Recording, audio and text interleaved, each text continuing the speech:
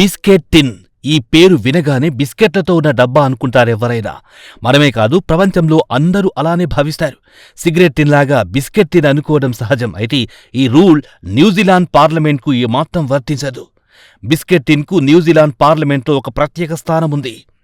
New Zealand పార్లమెంట్లో చర్చలు ప్రారంభించే సమయంలో అందరి దృష్టి బిస్కెట్ డబ్బా మీదే ఉంటుంది. సహజంగా ఏ సబ్జెక్టుపై చర్చ జరపాలన్న విషయమై ఎంపీల మధ్య ఏకాభిప్రాయముండదు.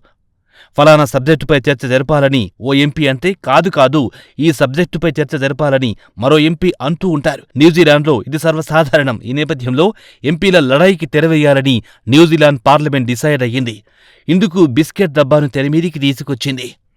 పార్లమెంట్లో చర్చల సమయం ఆసన్నం కాగానే అద్దాల కిటికీల లోపల భద్రంగా దాచిన బిస్కెట్ డబ్బాను బయటికి తీశారు. ఆ తర్వాత ఎంపీల ప్రతిపాదనను నంబర్ల వారీగా రాసి డబ్బా లోపల వేస్తారు. అనంతరం అచ్చం లక్కీ డిప్ తరహాలో డబ్బా నుంచి చీటీలను బయటికి తీస్తారు.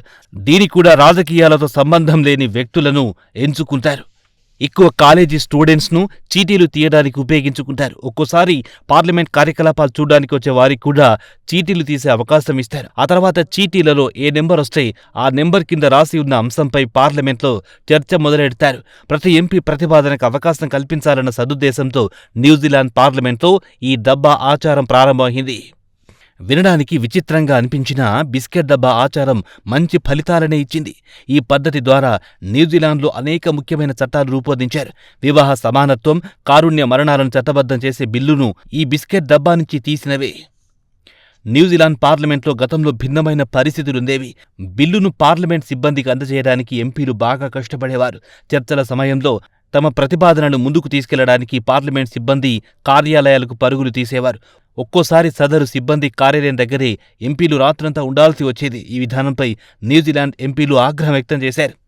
ఇదిలా ఉంటే ఎంపీల ఇబ్బందులను తొలగించాలని చాలామంది మేధావులు భావించారు. దీనిపై ఏం చెయ్యాలని చర్చోపచర్చలు జరిగాయి. అయితే ఈ చర్చలేవి ఫలితాదివ్వలేదు. ఈ నేపథ్యంలో అంతిమంగా బిస్కెట్ డబ్బా ఆచారం ప్రవేశపెట్టారు. ఇందులో భాగంగా 1990లో వెలింగ్టన్లోని ఓ డిపార్ట్మెంట్ నుంచి ఓ బిస్కెట్ డబ్బా తీసుకొచ్చారు.